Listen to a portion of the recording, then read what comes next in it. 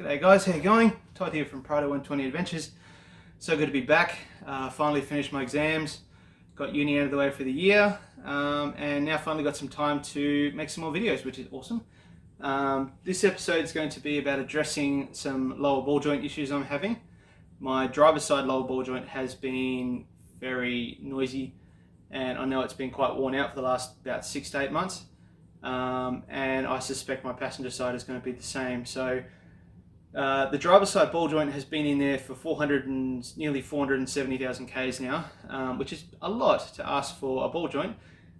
So it's not really surprising that it's gone, considering what sort of work I do with the car and how much lift is on it and all the rest of it. So I've opted to go for the option of replacing both the lower control arms. So these are the new control arms. They've got some good quality bushes in them.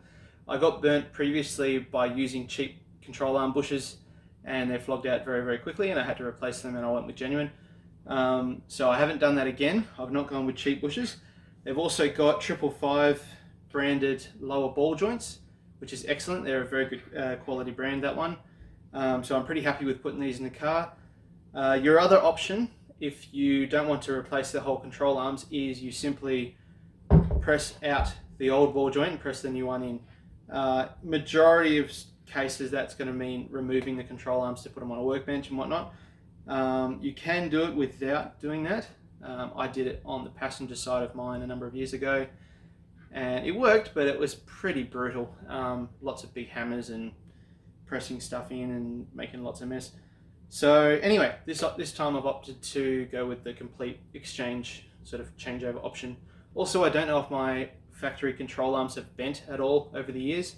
So this way I just go back to this is how they're meant to be, which is awesome. So this episode's all going to be about replacing these control arms. The lower control arms are really kind of the floor of your IFS suspension. But for me, when everything's apart is also a good time to inspect other things. So I'm going to be pulling my struts out just to double check everything in there, having a look at sway bars, having a look at upper control arms, all the rest of it. So going to be doing a bunch of stuff in the wheel arches while I'm doing this. So yeah, come along for the ride. Hopefully this episode isn't going to take forever.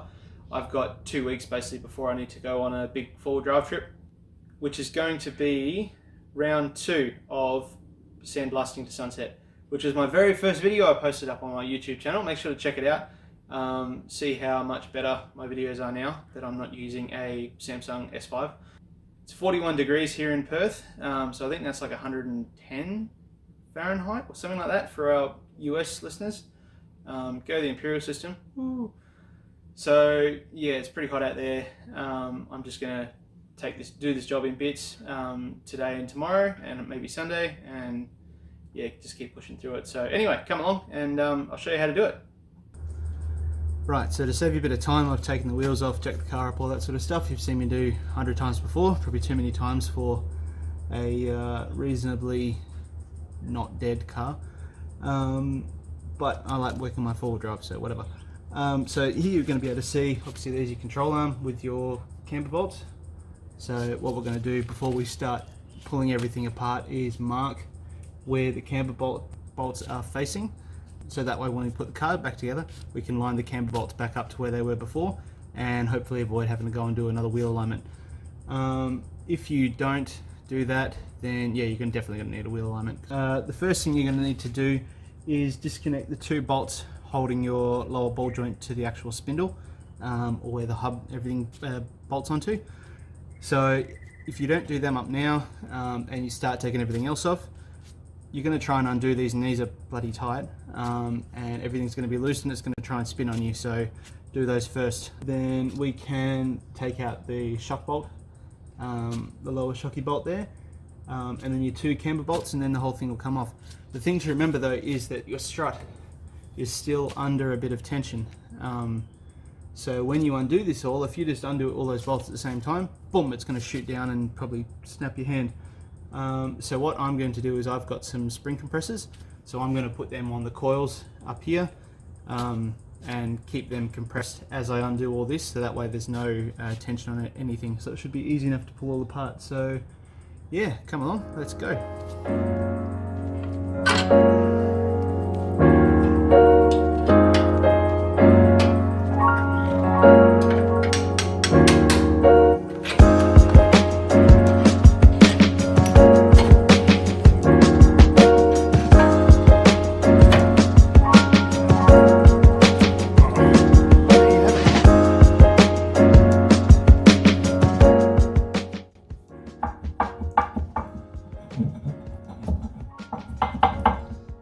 definitely not good. I'm a little bit concerned now for how long I've been driving around on this. I'm surprised it hasn't failed. So luckily enough, we're going to be replacing it with a brand new one.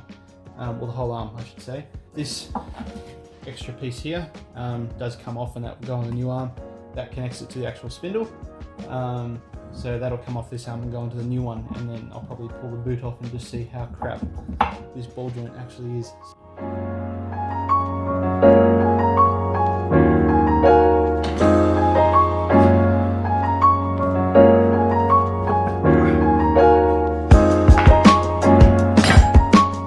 This is the spindle bit that we're going to keep, and that's going to get bolted on to our new control arm. A little bit of anti-seize in there next time to make sure this doesn't happen again.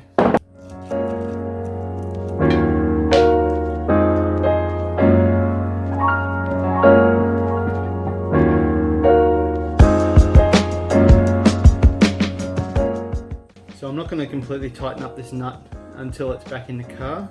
I'm going to pull out the front strut while it's there, and then give that a bit of a clean up, have a bit of a look at it, put it back in the car.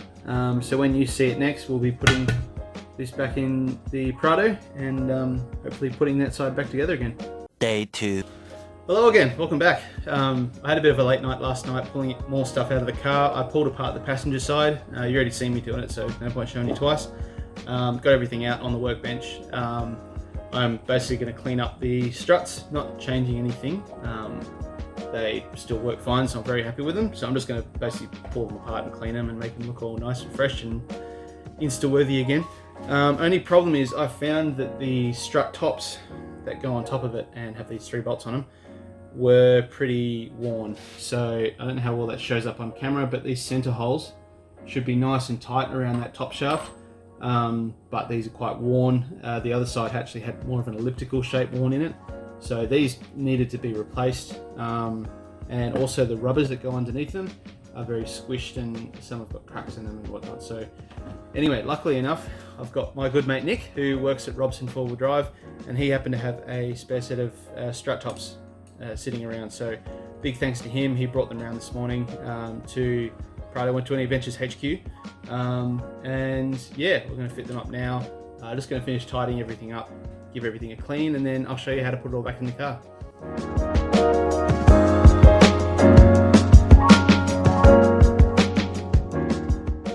6.5 hours later.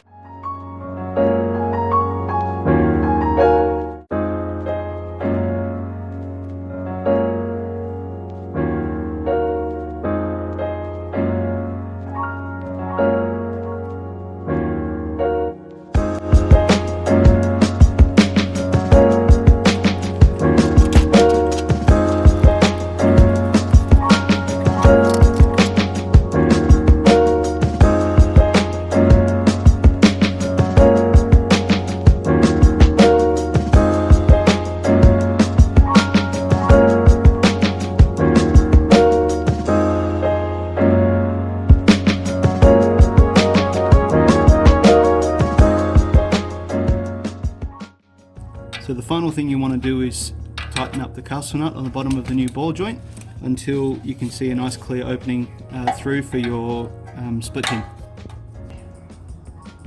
All finished, lower control arms all swapped over now. I did have to go and get a wheel alignment for my car because previous camber settings were a bit out, so I took it to a wheel alignment shop to get it all sorted out, and it's come out better than before, which is awesome. With doing up bolts and things under there, wait until the car is back on its wheels, especially for anything that has a rubber bush in it. So like your camber bolts, yeah, don't do the bolts up any tight on any of the rubber bushes until... They're doing this on purpose, I swear. So like I was saying, don't do the bolts up tight on anything that has a rubber bush on it. Wait until the weight of the car is back down on the ground, and then tighten everything up nice and tight. You can sort of like nip it a little bit just to hold it in place until the weight of the car's down, and then wait until the weight of the car's on there before you do it up top. So like your bottom strut bolt, mine's got a spherical bearing in it, so I can do it all up tight while it's in the air, but in case yours is rubber, wait till it's on the ground. And your camber bolts as well. So in terms of difficulty, it's a pretty easy job to change them out. If you're not changing anything else under there, then probably you can get it done in probably about 2 hours, I'd say, max. you just have to remember to mark where your camber bolts are. So you just have to remember to